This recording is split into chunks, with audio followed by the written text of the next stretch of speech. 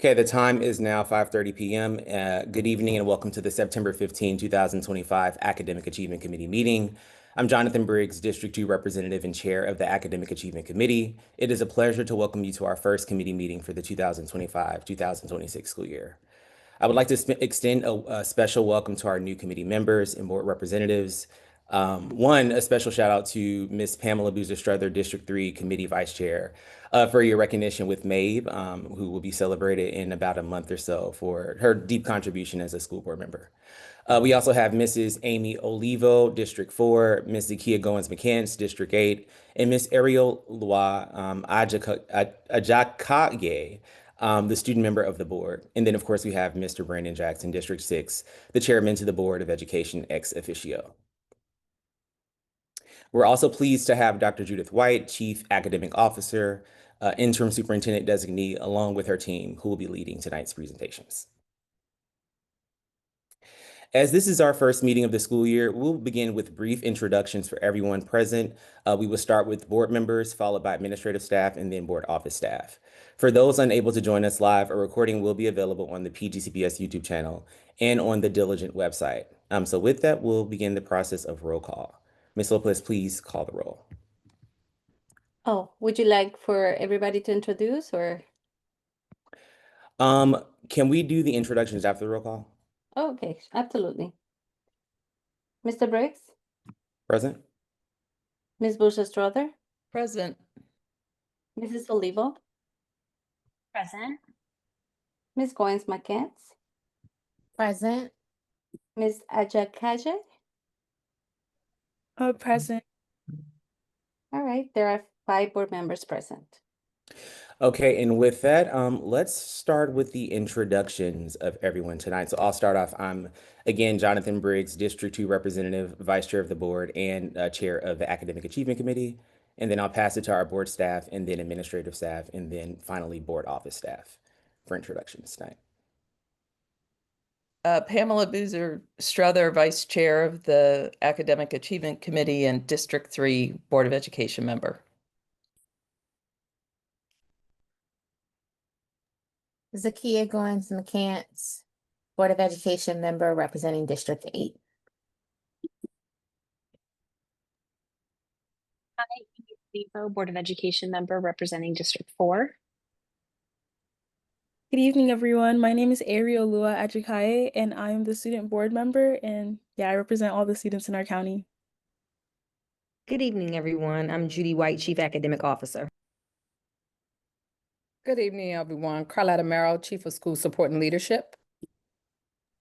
Good evening, everyone. Trinell Bowman, Associate Superintendent for Special Education. Good evening. I'm Liz Faison, Associate Superintendent for Student Services. Good evening. I'm Doreen Hogan, Supervisor of School Counseling, Section 504 in the International Student Admissions and Enrollment Office. Good evening. I'm Jason Ray. I'm the Director of Equity, Diversity, and Belonging.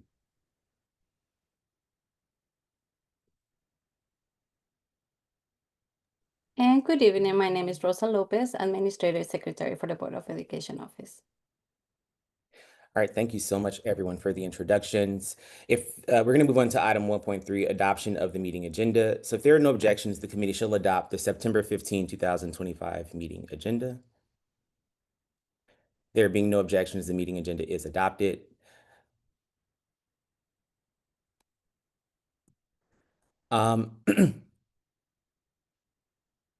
So if there are no corrections, the committee shall approve the May 12, 2025 meeting minutes as distributed. And this is approval of the committee meeting minutes for May 12, 2025. Okay, there being no corrections, the meeting minutes are approved. So we're now going to move on to item 2.0, public comment. There are no registered public comment speakers this evening, but just for future reference, public comment guidelines for registered speakers include you, of course, register to speak for public comment forums where the Academic Achievement Committee will listen to your comments. The committee will not address your comments at the committee meeting. All registered speakers will have 3 minutes to make their presentation. Registered speakers may not relinquish any part of their speaking time to another registered or unregistered individual. Speakers may not address individuals or issues with profanity or derogatory terms. Speakers are encouraged to use titles rather than names, for example, superintendent, principal, etc. Your adherence to these guidelines will enable the public participation process to move smoothly. There being no registered speakers this evening, we won't have any public comment, but we always want to welcome our public to come and speak with us.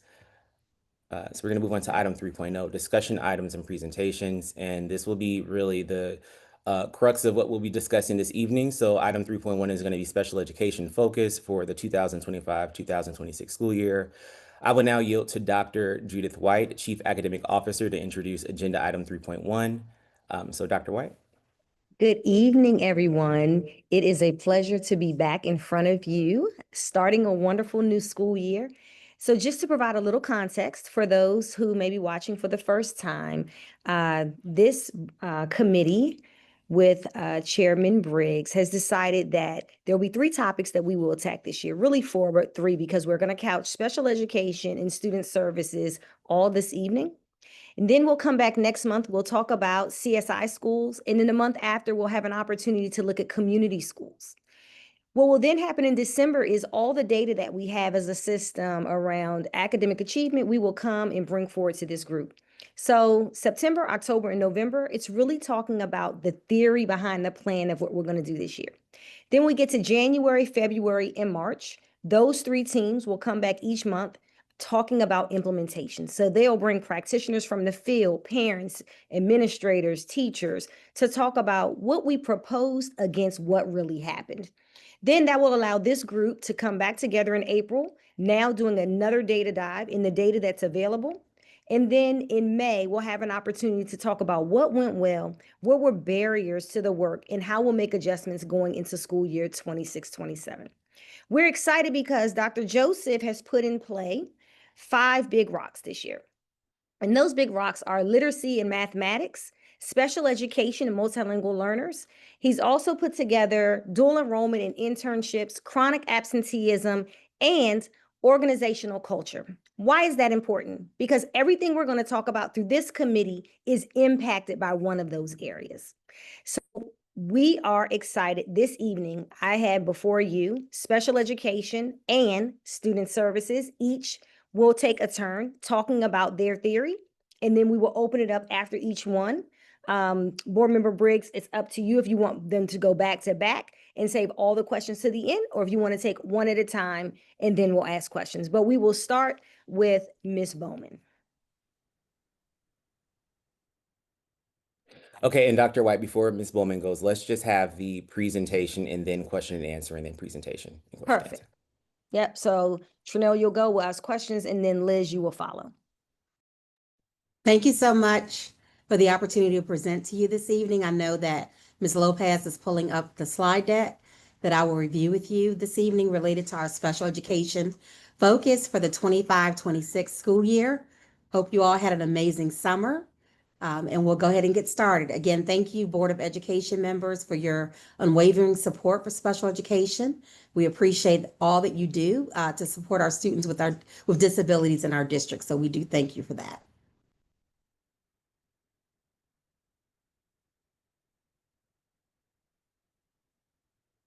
So our outcomes, again, this evening is to really focus on our theory of action, what problems we hope to solve, what relevant laws and policies support special education.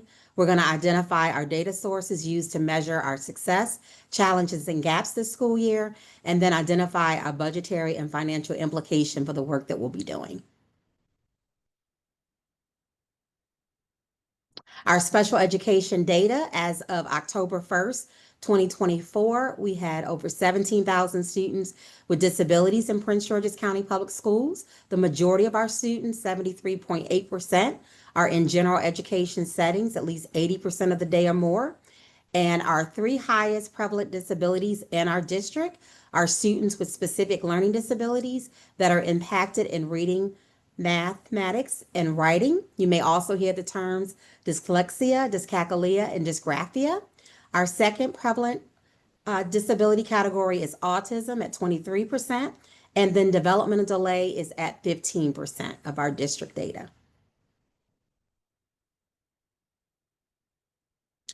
Our theory of action for this school year is presented on this slide. If our schools cultivate strong family partnerships in the individualized education program process and provide and monitor specially designed instruction and promote inclusive practices, then our schools will create equitable opportunities that enable students with disabilities to achieve success in academics, relationships, and life beyond school.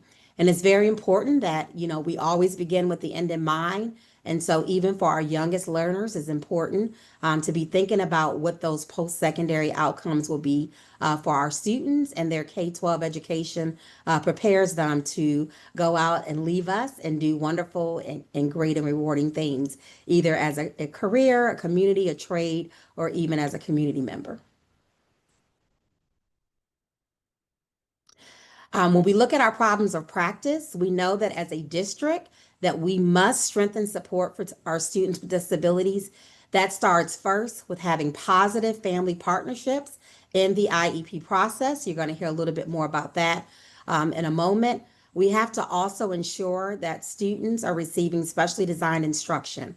That is why they're in special education, because they must have specially designed instruction that goes beyond just accommodations, but it's interventions, it's modifications, it's supplementary aids and services, and we have to make sure that we are consistently implementing those areas and monitoring it. And then the third area of our problem of practice is really being able to expand inclusive practices so that our students with disabilities have greater access to higher learning alongside their non-disabled peers. And that is even for our students who may be exiting us with a certificate of completion versus a diploma. So it's just important that we look across our schools and offices around how we can open up inclusive practices for our students. The laws and policies that govern what we do in special education is first anchored in our federal legislation, which is under the Individuals with Disability Education Act, known as IDEA. And then we also have the Code of Maryland regulations that we follow in the state of Maryland that governs the provision of special education services. And now I'm going to turn it over to my colleague, Director Ray, where he's going to give you our focus areas for special education and what that will look like this year in Prince George's County Public Schools. Thank you, Ms. Bowman. So the Office of Equity, Diversity, and Belonging chooses a student group to focus on every year. And this school year, we have decided to continue on with our focus on students with disability. And that's a focus area that we started with last year. So our goals align with the Department of Special Education strategic plan. And as you see on the screen here, the big goal is to identify, honor, and nurture the unique brilliance of students with disabilities. And to do so, we're going to focus on the three buckets that you just heard Ms. Bowman reference. The first one is cultivating those positive relationships with families. And then the second one, developing SDI, specially designed instruction.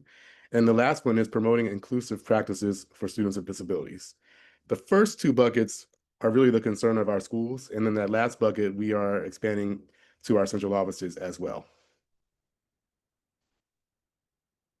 So now we'll take a kind of a deeper look as to how these buckets look in our schools and in our district.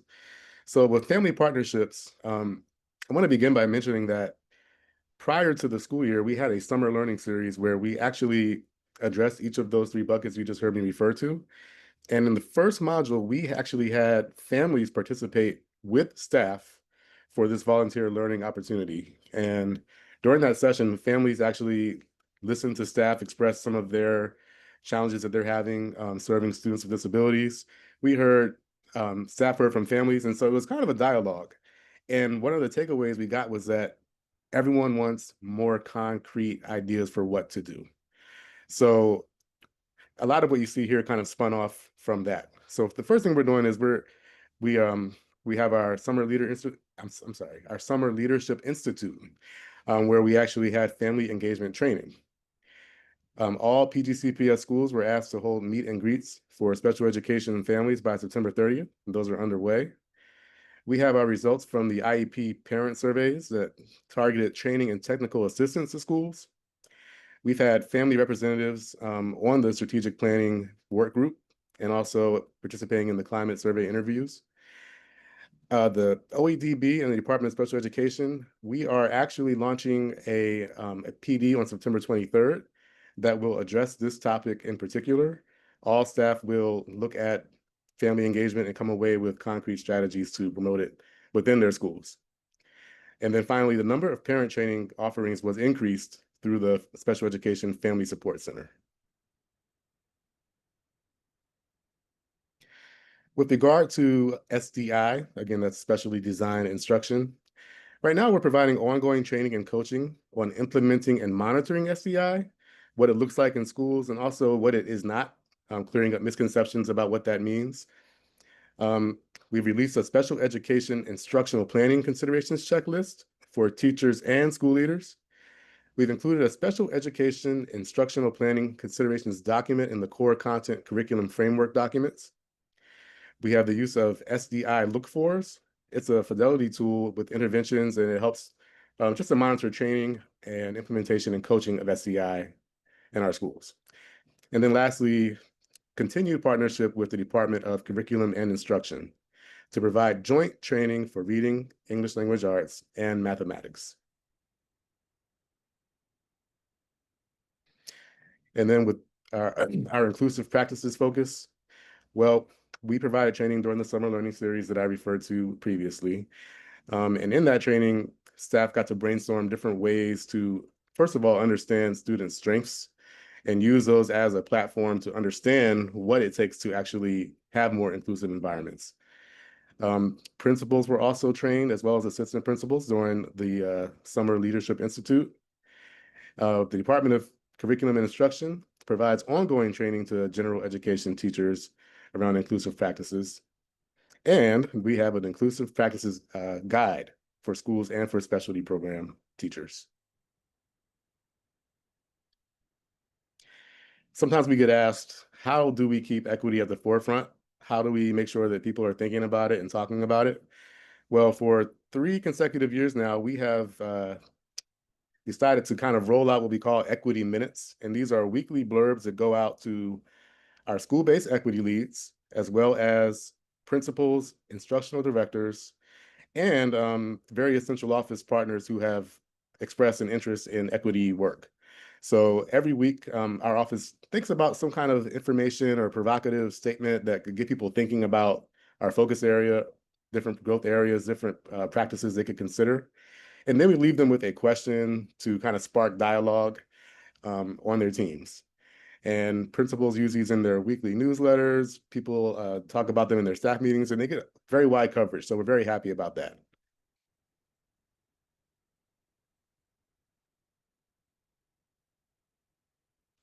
As we look to the data sources to measure successes, challenges, and gaps, these are some of the data pieces that we'll be bringing back to you, as Dr. White mentioned earlier when she kicked us off. So we will be digging deeper into our IEP parent surveys for the year to date. We are doing that from the 24-25 results, and that's will be part of the systemic meeting from systemic training. We will also bring data around our specially designed instruction fidelity checks, as well as the data from our intervention checks. We will also provide you with professional learning training reports that focus on SDI and inclusive practices. And then we also will have survey data that comes out of the professional learning that our staff take across the district. And then we will also share with you our IEP monitoring results that also focus on SDI and compliance. So those are some of the data sources that we will be bringing back to you that we will also have schools and case studies highlight when they come back to present with you.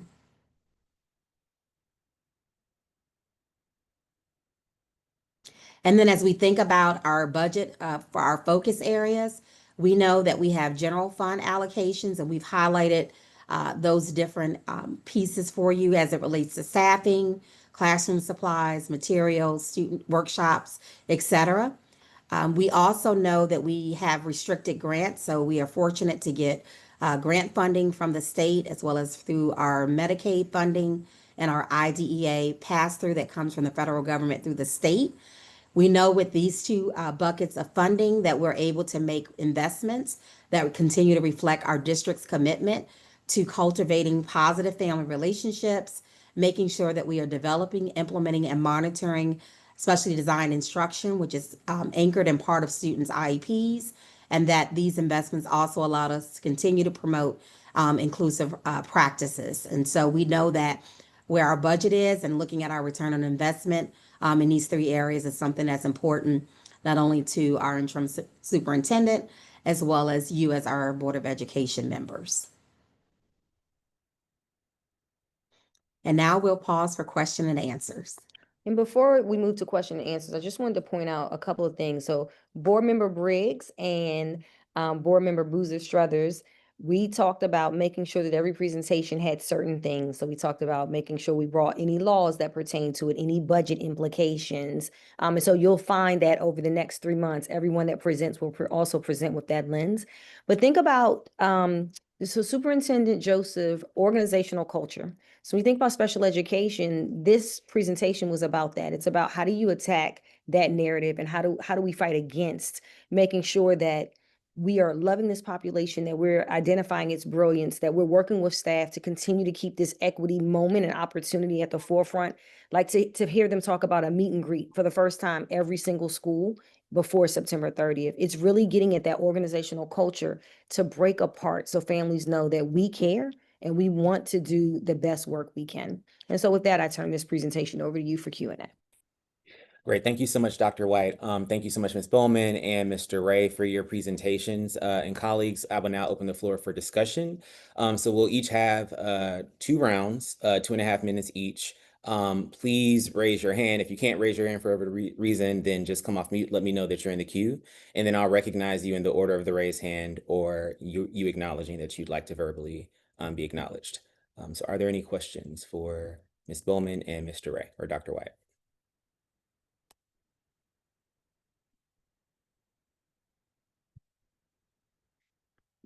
Okay, I'm seeing no hands, but perhaps I will spark some questions just to get it kicked off. So one, I want to say thank you again, Ms. Bowman and Mr. Ray, for your presentation. I thought it was really detailed. And Dr. White, thank you for taking all the feedback that you heard earlier in the summer from us, applying it to the presentation style and the layout. I think that, at least for me, it made a lot of sense and was clear. I did have some questions about one, law. So were there any new laws that have changed that impact the implementation of special education? I'm just asking specifically as it concerns at the state level. Is there anything that General Assembly wise has passed or anything that we should have on the radar that maybe wasn't mentioned in the presentation? Not to my knowledge that directly impacted special ed. There were some educational laws that were passed that will impact students. For example, there's an elopement new regulation that went out, but that's for all students, including students with disabilities, where we have to notify. So we notify parents, which we have been doing in our practice anyway, that we would have to notify parents if a student eloped and left campus, that we would have to notify them that same day. So that will be updated as part of our Administrative Procedure 5062, which is the student behavior interventions that special ed does monitor. So that is one update that we will have to make based on legislation that came out. Okay, and then thank you so much for that. So this next question is really high level. It's more kind of opinion based, but I'm just curious, and I think maybe I'm asking this more for the public. But as we're kind of looking at all the changes that are happening with the Department of Education, we know that there's been obviously mass layoffs and other things that are happening. I'm just curious if one, if you all are keeping a pulse on that. Two, if there are any concerns around ways that may impact the school district, either in the immediate future or in a little bit further out? And if so, could you speak to any of those things? The only way that I can see that it has impact is we definitely are receiving opportunities to engage members who may seek employment with Prince George's County. The governor has put forth a lot of work to try to secure opportunities for those individuals. In terms of any of our students, regardless if they're special ed or not, if their families happen to have situations that would impact them, whether it's field trips and other things, they are able to go to the school principal and we see how we can support families. But outside of that, we would have no direct impact. Okay, none for right now. And then I think the last in the 10 seconds is really what's the big goal for this year as it relates to special education? So as you're kind of backwards planning, I think you mentioned that on the front end, where is this headed? And how does this connect to that?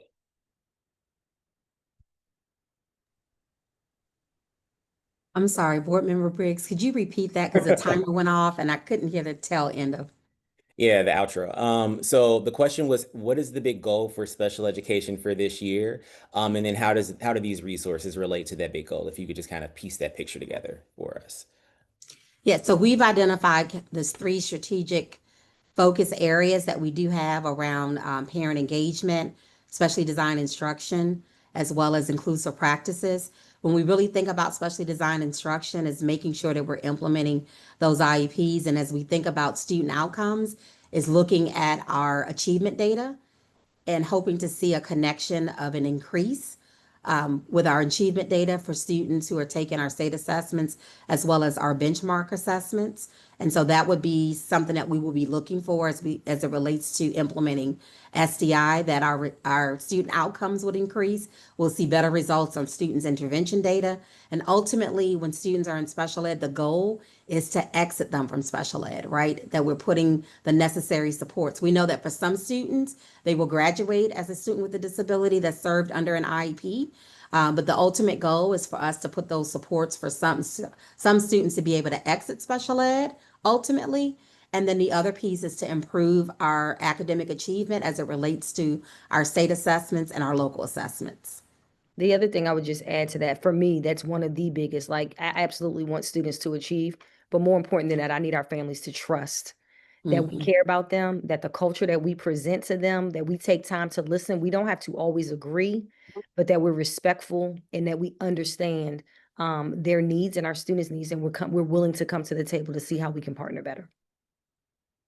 All right, thank you so much. I saw some other hands, so please re-raise your hand if you have a question. Otherwise, we're going to move on to the next presentation. I believe it was Board Member Olivo. I saw her put her hand down. I'm not sure if she still had a question. Board Member Olivo? Okay, I think not, but if so, we have a second bite at the apple, so we can move to the next part of the presentation here. Good afternoon, everybody. I'm Liz Faison, Associate Superintendent for Student Services, and I am not presenting our information today. Ms. Doreen Hogans, who is the supervisor of this work, will provide the presentation as it relates to 504 students and those who have significant life impacts. And so I will yield the floor to Ms. Hogans to present that information and a theory of action to that. Good evening, everyone, and happy Monday. Welcome to this new week. And thank you so much for the opportunity to present on Section 504 services. So again, our outcomes for this evening is to focus on driving theory for this year's work and to address some challenges that we may have within Section 504, discuss some budgetary and financial implications, identify the relevant laws and data sources that are used to measure success, our challenges, and as well as our gaps.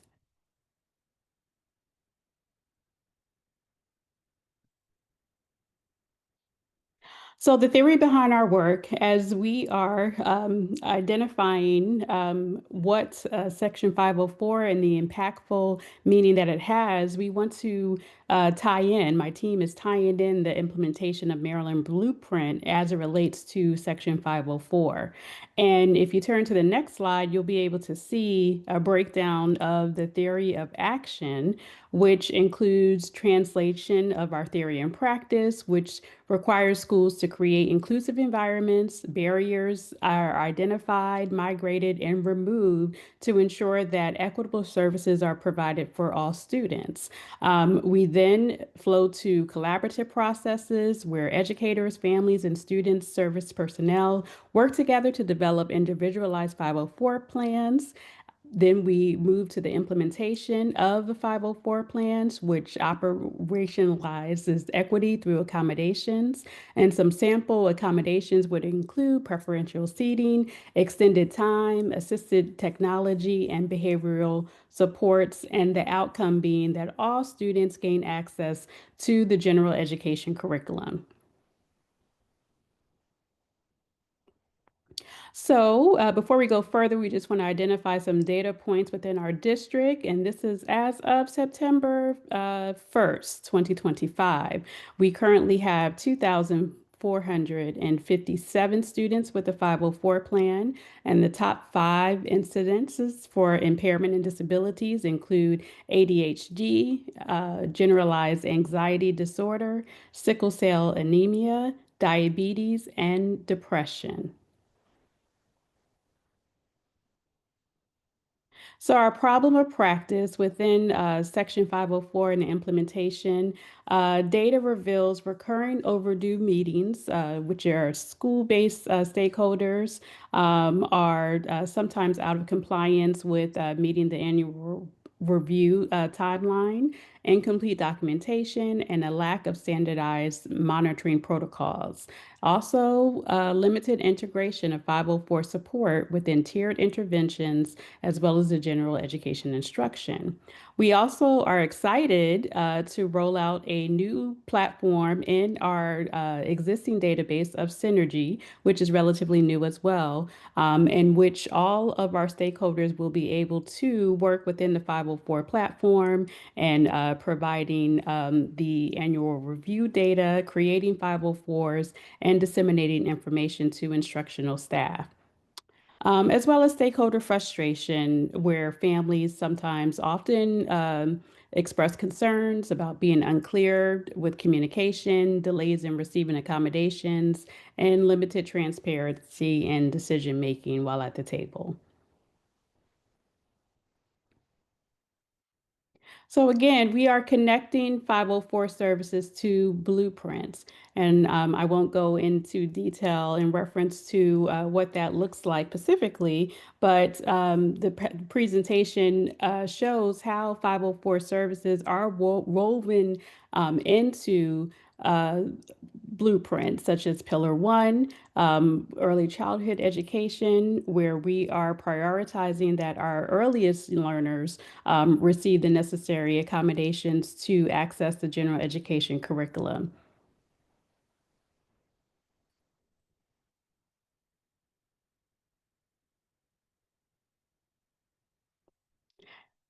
Pillar 2, high quality and diverse teachers and leaders. Consistent 504 implementation requires equipping educators and school leaders with professional learning on disability law, equity, and evidence-based practices. Embedding 504 training into Blueprint's professional development structures elevates staff capacity, reduces inequitable practices, and also strengthens a culture of inclusivity. Pillar 3, college and career readiness. 504 services are critical in meeting CCR benchmark by grade 10. Through any necessary accommodations, our students are able to receive tailored reports. Students with disabilities will gain equitable pathways to advance coursework, dual enrollment, and CTE opportunities. Robust practices ensure that CCR standards are inclusive and not exclusionary. And again, the blueprint in Pillar 4 prioritizes equitable funding and wraparound supports for students with additional needs. And this is where Section 504 is directly aligned, as it mandates individualized accommodations that, again, reduces barriers to instruction. So strengthening 504 services contributes to the blueprint commitment to addressing the whole child and closing achievement gaps. And Pillar 5, governance and accountability. The blueprint calls for transparent accountability systems to monitor student progress. So integrating Section 504 compliance into these accountable structures through consistent documentation, reviews, data analysis, ensures fidelity, and highlights the impact of accommodations on student outcome. The alignment achieves both legal compliance and as well as systemic improvement. So our framework for Section 504, again, the referral, step 1, which is initiated by the parent, teacher, and student, followed by the evaluation, which will determine eligibility for services, followed by the development of the 504 plan, followed by the review, which ensures ongoing monitoring and updates, as well as appeals, which provides due process and resolution if concerns surrounding the 504 plan arise or implementation of the plan arises.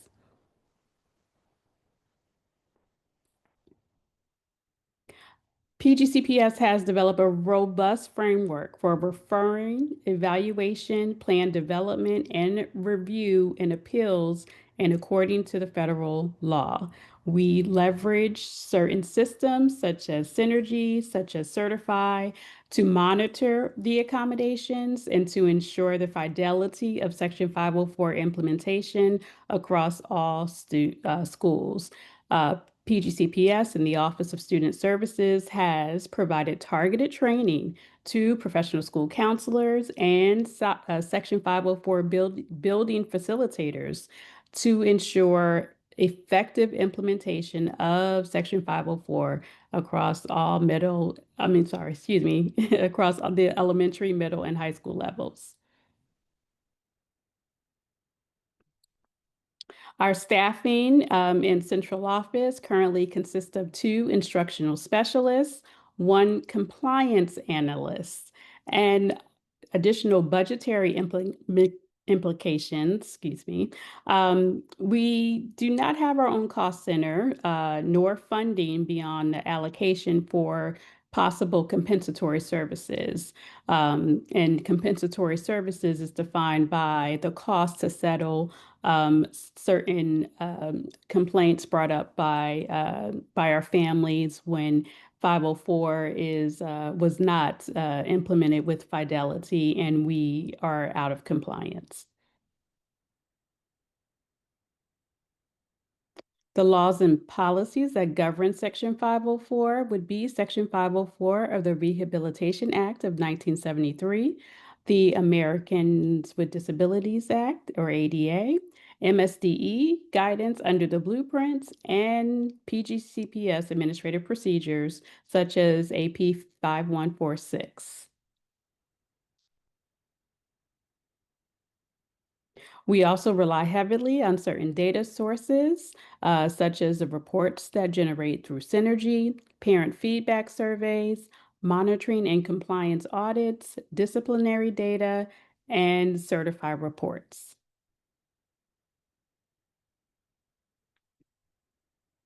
And if you need any questions beyond the questions that you may have now, you may contact myself or any one of the members of the 504 team.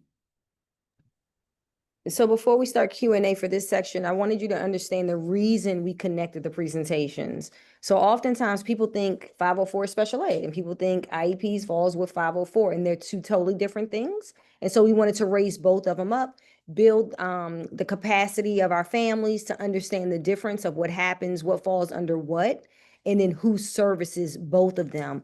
Both of them, again, we talk about organizational culture, you talk about chronic absenteeism, really digging deep to find out what's going on and how we can allow students to get better as we aim towards higher achievement for literacy and mathematics. You could have a 504 plan and not be a student, a special education student, 2 totally different things. So we wanted to just draw that connection and bring them in together so that you all would know that. Great. Thank you so much again, Dr. White, Dr. Faison, and then Ms. Hogans. Thank you so much for the presentation. It was really helpful. So team, again, the floor is now open for discussion. We'll again have 2 rounds that are going to be 2.5 minutes each. And I'll definitely call for the timer to be up once folks start talking. Please raise your hand if you have any questions, and I'll recognize you in the order of your raised hand. If you can't, for accessibility reasons, raise your hand, then come off mute, and then I'll cue you up in line. So are there any questions?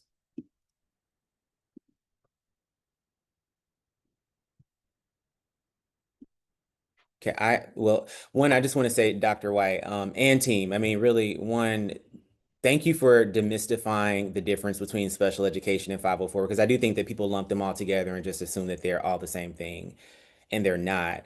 And I wanted to kind of hone in on a few points that you were making during the last presentation. Hopefully that might spark something. So I do want to start asking my question, and Ms. Lopez, if you could pull that 2.5, so I'm staying true to time. I did have some questions around funding, because I know in the first presentation there were things about budgeting.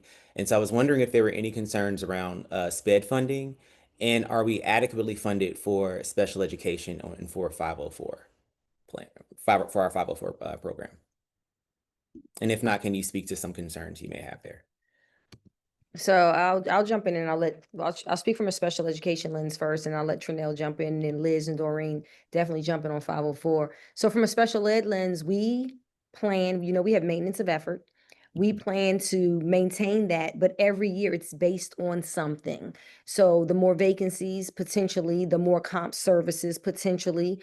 We never know when we have students who may need specialized programming. We've done everything that we can in the system and realize like we really don't have what they need, and we might have to source out. So we start at a base, and from there we come to financial review throughout the year periodically, because we may need more funds. We use all the grants, all the things that we have to make sure that we put forth. When parents, and I'm glad you asked this question, because oftentimes you hear like this is being cut and this is being cut, and people will say, you're cutting special ed. We will never cut special ed. We can't, because by law, we have to meet certain thresholds, and we have to provide certain criteria and certain support by law.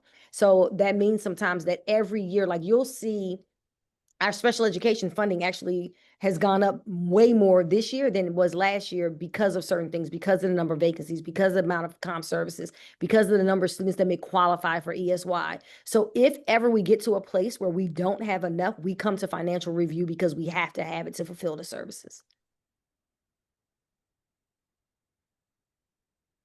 Okay, and I guess I want to not just shake my head and say yes, because I don't think I fully understand what you're saying by that. So, because I guess the way I understand it is, right, like it's per pupil funding, and we have the compensatory funding that goes with if you have additional needs and you get funding for that. So I'm just trying to understand. I would assume that dollars are there. There's obviously restricted and unrestricted dollars. So when you were saying what you're saying, can you just further explain what that means? Sure, I'll give a little, and then Trinell, I think, was trying to come on mic, and then you was trying to hurry up in your 12 seconds we have left. So I know you're gonna have a second round so we can really answer it.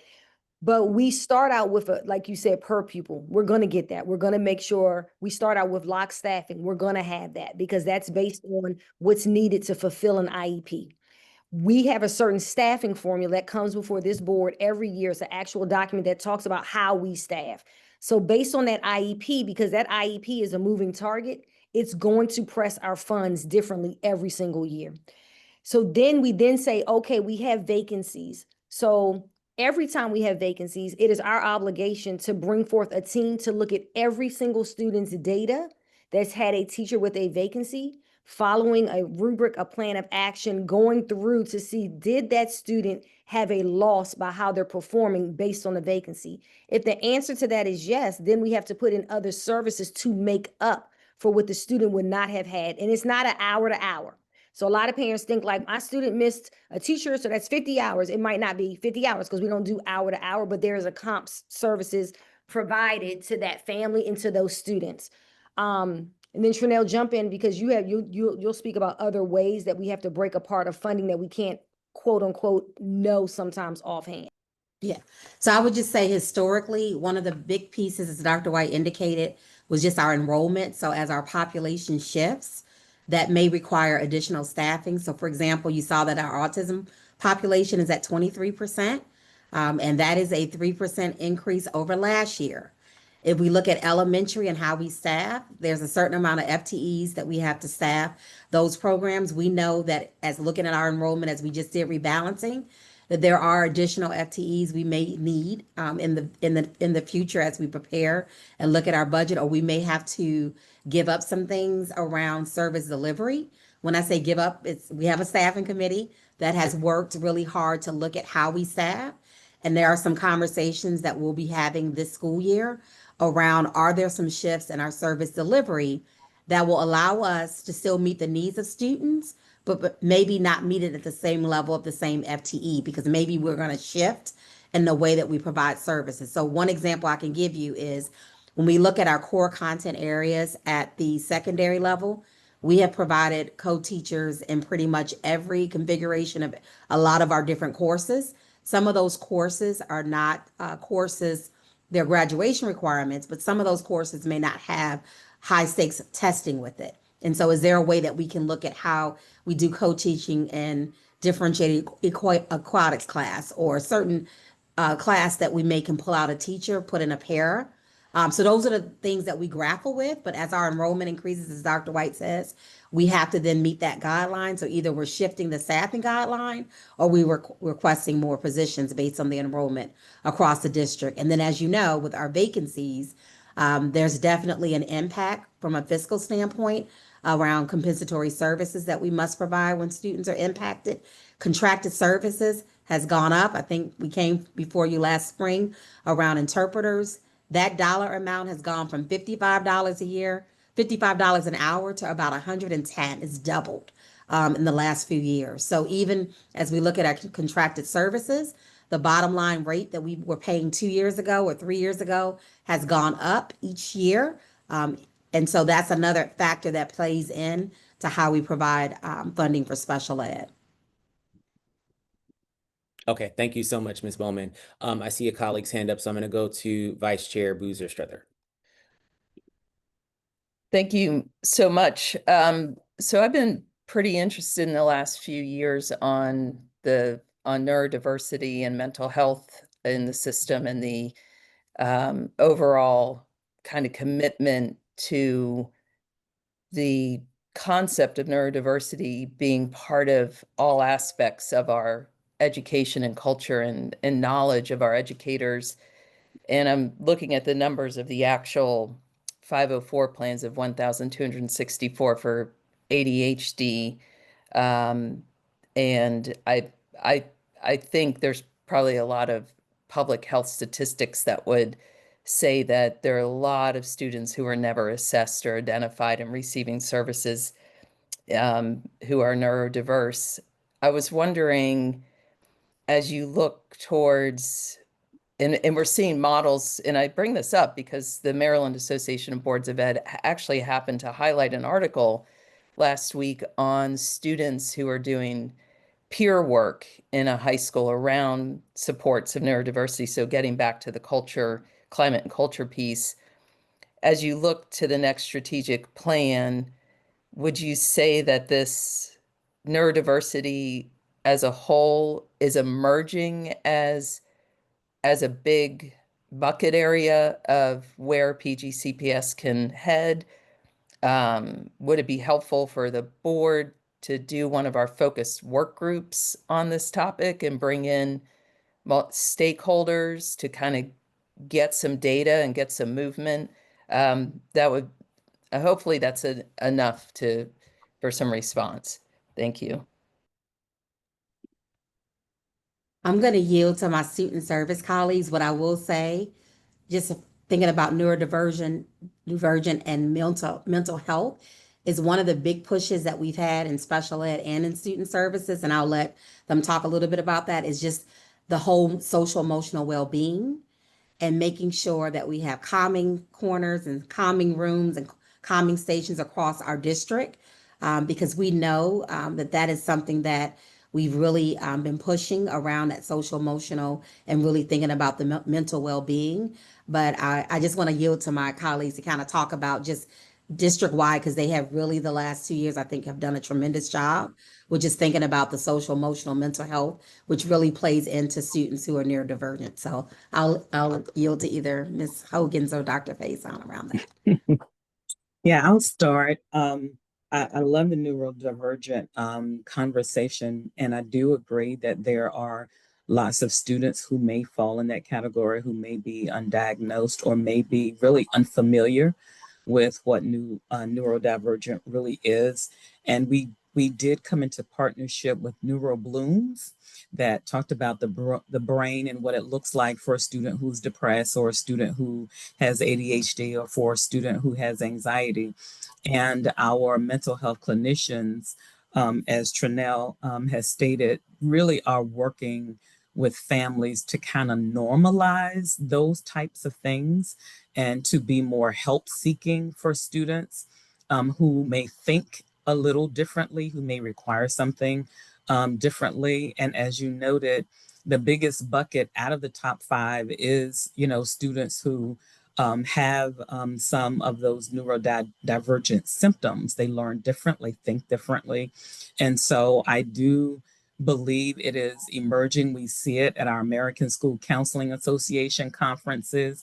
We see it in our multi-tiered systems of support learning, trainings around how do we support students who think differently and who may be impacted by trauma, and how that has led to an increase in students who have neurodivergent needs. So I would love our system to highlight that. And I think we are the people to be able to do that, even through our counselors and our 504 staff. Right now, our school counselors are those individuals in buildings who help write and manage a 504 plan for a student, so that if it isn't working for a student, then they're coming back to the table to modify those things, but really being structured in a way that we're monitoring how is it really working when we put a plan in place for a student who may be different, and it shows up differently for different students. So there is no cookie cutter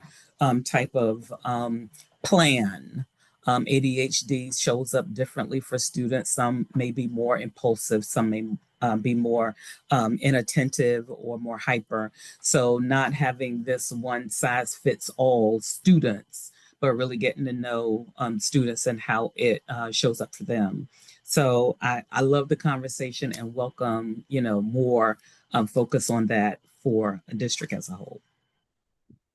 Yeah, thank you so much. I think absolutely the arc of the work you've been doing around trauma-informed educators, through the equity plan and through the NeuroBlooms project has certainly been really important work. And if there's anything that the board can do to elevate this or bring more resources, because I think this is one of those areas that we have a lot of work to do, culturally, and acceptance, and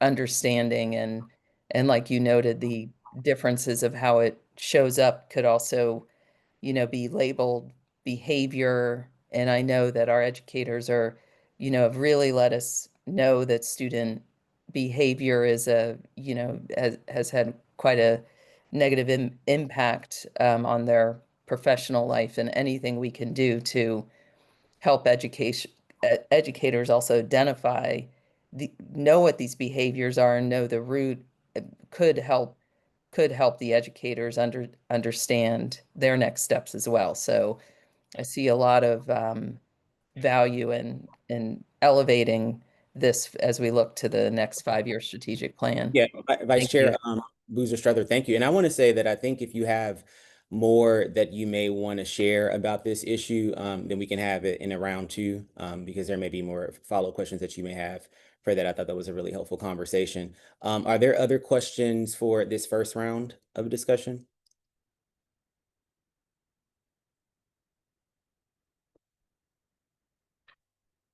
Okay, we can go to round 2. So I want to see if there's anyone that would like to ask a second set of questions. And so, of course, obviously, Vice Chair of the committee, Boozer-Strother, if you want to follow up there, happy to yield the floor to you.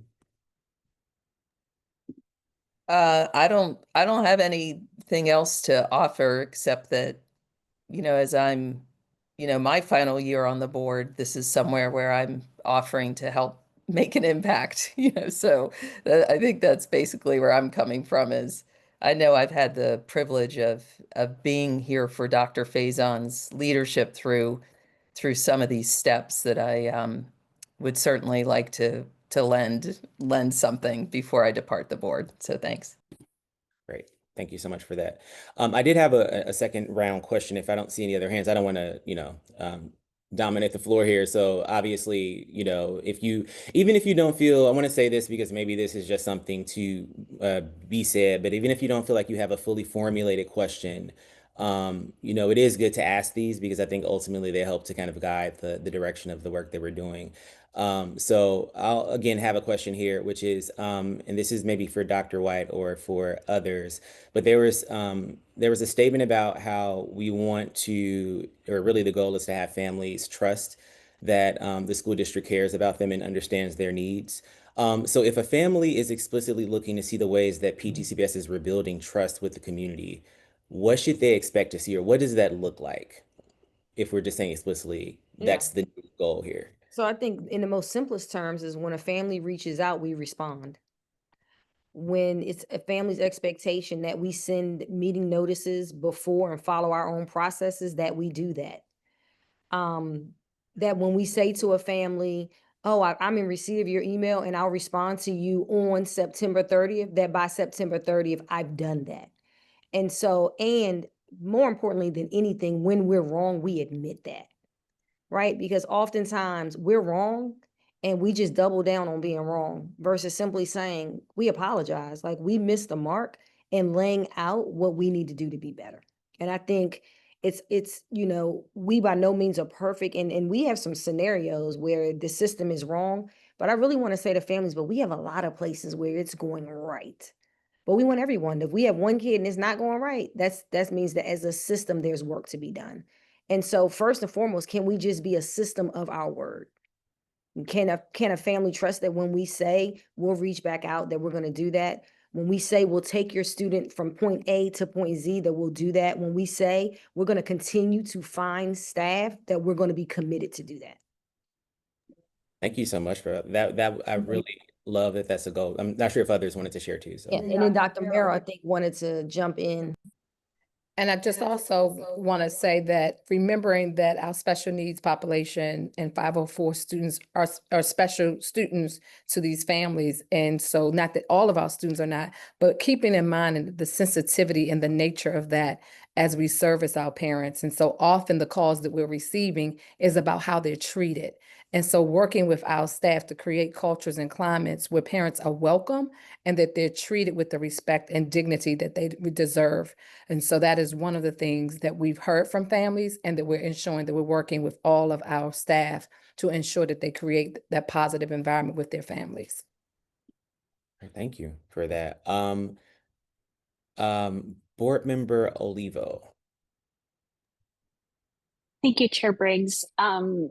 Actually, your question about building trust really made me think about, and I wanted to ask a little bit more about not only language access, but also how we're reaching out to families potentially in their native language for some of the education and outreach that has been talked about, through this whole evening. I remember my own family's first rounds of going through the 504 and then the IEP process with my older son, when he was in second grade, and at times just thinking to myself, here I am, college graduate, English is my first language, master's degree, and really pretty overwhelmed by the process myself, and thinking about how does somebody who, perhaps isn't a high school graduate, or who perhaps English isn't their first language, even begin to engage in this process. And so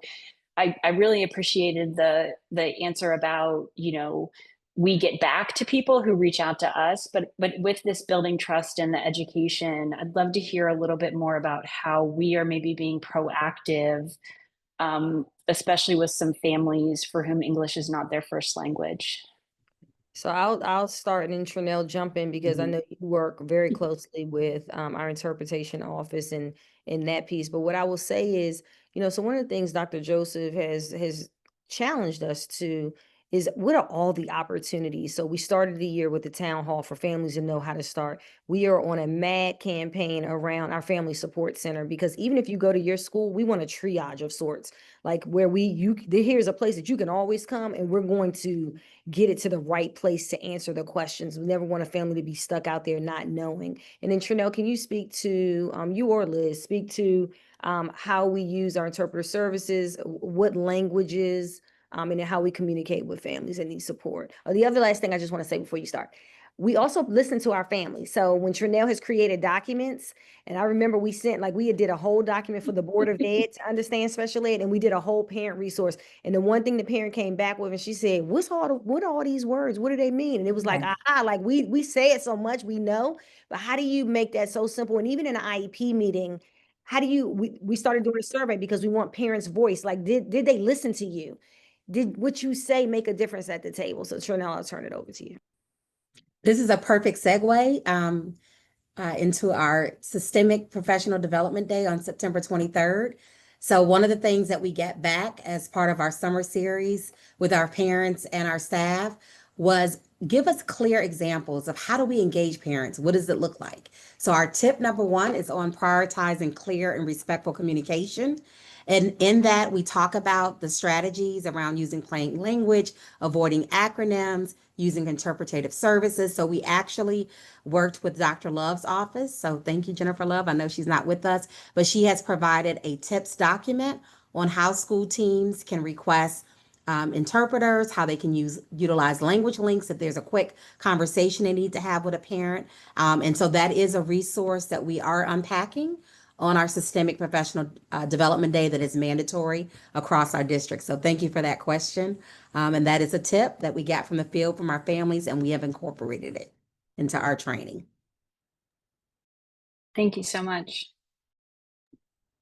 Yeah, thank you to the team. I mean, this was really, I think it was really helpful to know. And so I'm just excited because I feel like if everything you all are saying, which I know you obviously are all passionate practitioners that are doing this work in good faith. And I know that there are always barriers, right, to implementing the intended outcome. So, but I think it is great to hear what the goal is. And how it's people-centered. It's not just about kind of the process, right? Because these are humans that are behind all of these numbers, these grades, and the things that we do. So it's really true. I personally think it's truly powerful. With that, I want to see if there's any other questions for Dr. White and team. And if they're not, Rosa, who's like on it with the text, just wanted to let you all know that you can always submit questions. If you don't have any questions right now, you haven't formulated any, then you can of course always send emails. If you want to send them to Rosa and I, then we can send that along to Dr. White and team to get back to you. And so with that in mind, we're going to move to adjournment. And I want to say thank you for the excellent presentations and engaging discussions. Our next meeting is scheduled for October 13th of this year. There being no further business, the time is now 6:32 p.m. and the September 15, 2025 Academic Achievement Committee meeting is adjourned. Have a great evening, everyone.